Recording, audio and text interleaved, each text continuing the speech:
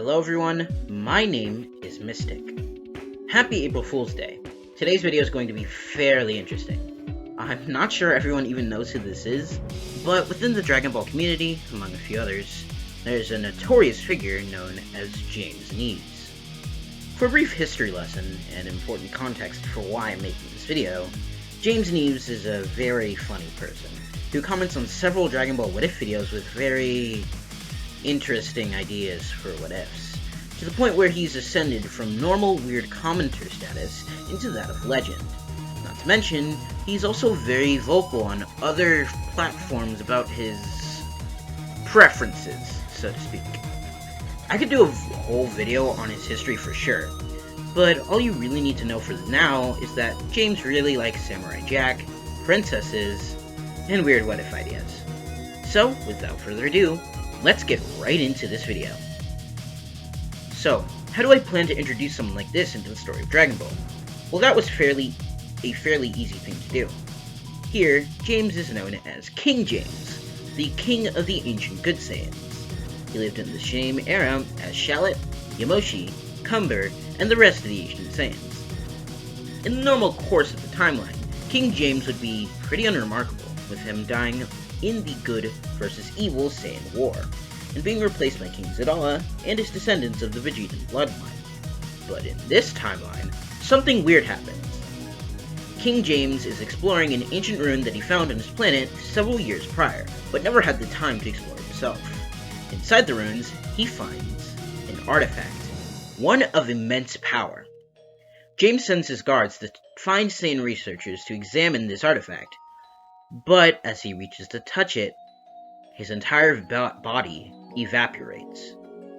The guards return to find the artifact emanating evil energy, and finding their ruler missing, decide to seal the ruins and continue to fight on in their war, presuming King James dead.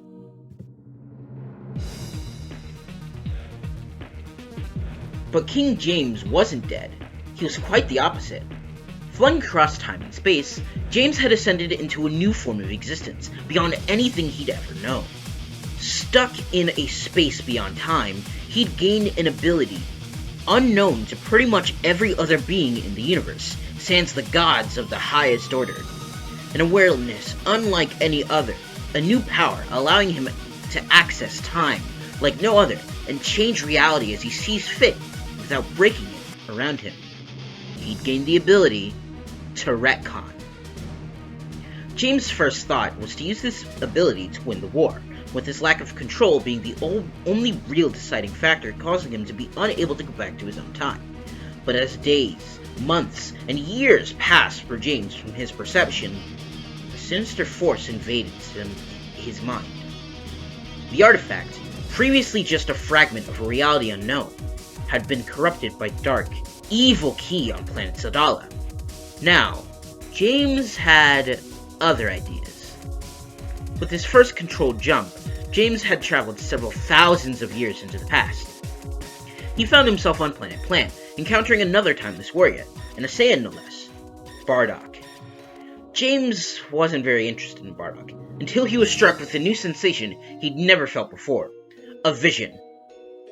His retcon ability resonated with Bardock's vision ability, allowing him to see beyond his own timeline, beyond his own continuity, into other continuities. James smiled. He had been bored for so long, and he'd finally found some entertainment. Similar to Professor Paradox from Ben 10, James in the years of infinite timeless void had gone somewhat insane. No control over his powers, the darkness that welled in the artifact seeped into his mind, causing his ideals and personality to shift and change. With this new outlook, the vision presented by Bardock's foresight of planet Vegeta and the life of the Saiyans under the rule of Frieza had not angered him as it previously would have.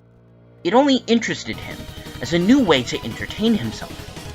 James now saw himself as a god, and with his ability to see into other continuities beyond even the reach of Zeno himself, he had a plan.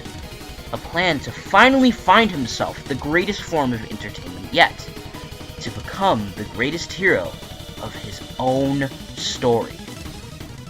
James met Bardock, quickly grabbing him and absorbing his form of future sight.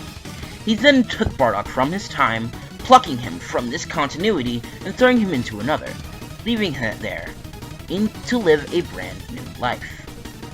James then traveled to the era of the Saiyan Empire, a few weeks before the destruction of planet Vegeta. With his visions, he'd seen a woman like any other. He encounters Fasha and notices her being stopped by a figure. King James effortlessly defeats Spiny and gains the favor of Fasha through this action, promising her a life of power and comfort like no other. Recognizing his strength from being able to defeat the guy, ability to do things unlike any other Saiyan, and his resemblance to a historical King James, Fasha humors him and allows him to take her somewhere. Fasha is quickly taken with James to find a dress, with James matching Fasha to a person he'd found himself interested in meeting. Fasha is dropped off into an alternate version of Earth, where he meets a young Jotaro Kujo, being told by James that if she pursues a relationship with him, she'll live her life to the fullest. Fasha agrees with this and begins a life in the JoJo's world.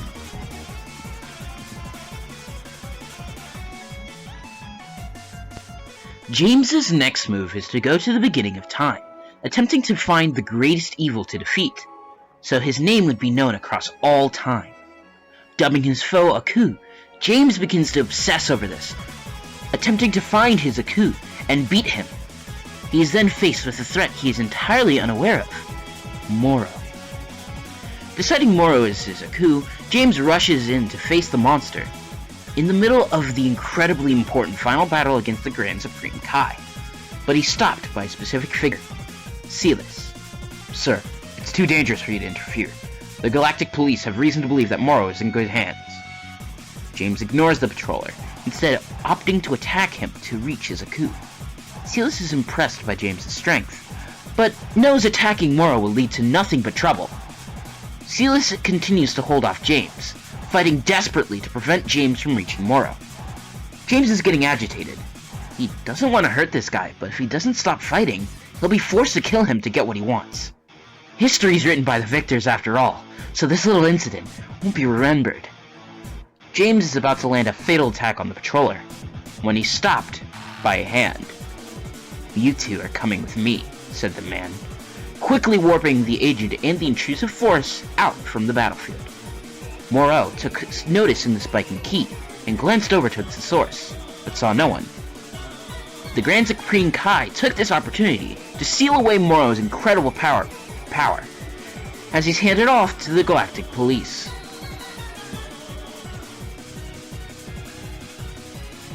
Silas and James are taken to a strange, ethereal realm. Silas is frankly overwhelmed by the beauty of this realm, while James is annoyed but intrigued. Where are we? Zamasu wastes no time. He transforms into his time power unleashed state, with a dark energy emanating off his body. Zamasu says nothing as he instantly attacks. James is on the back foot, despite how strong the artifact made him, and the time he spent training in the space between worlds. Zamasu was way too strong. James attempted to warp away to another history, somewhere else, anywhere else, but he couldn't. This place was weird. He couldn't see outside the area within his field of vision. And for once, James was as mortal as everyone else. James shrunk back in fear, knowing the end was near. He smiled. In the face of his death, James was struck with an incredible sense of clarity, able to see how the artifact affected his mind, how his life had been so irreparably altered by his obsession to live life as he pleased, and how shifting reality to his whims was not ultimately for the betterment of his real goal, to save the Saiyans. He hopes that the Saiyan race can prosper without him. James is killed, with his soul being erased by Zamasu soon after. Silas is stunned. Who was this guy? And why was he brought here? To be killed as well? He was on guard. Zamasu calmed his nerves, letting out a sigh of relief, returning to base. He smiled at Silas, telling him that he'd be a good member of the team he's putting together. Silas is a bit confused, until a young woman yells out from the time nest. "Zamasu! All that noise woke up the kids! What were you thinking?" Krinoa shouted. Zamasu was quiet and calm. I had to deal with the threat. Nothing to it. Well, you better get your butt back here and make it up somehow. Maybe cook dinner. But I always... whatever. Silas sits in silence. Zamasu beckons him to join them, and Silas formally becomes the first patroller. This is a good place to leave off for now. I really hope you guys enjoyed this admittedly sillier video. As silly as it was, there will be some genuinely important story points that will contribute to plans I have for the future of this channel. So, what do you think about the plot points, like the artifacts, the powers James received, and my version of the Time Patrol, or more accurately, the Continuity Patrol? Thank you for watching. Bye-bye!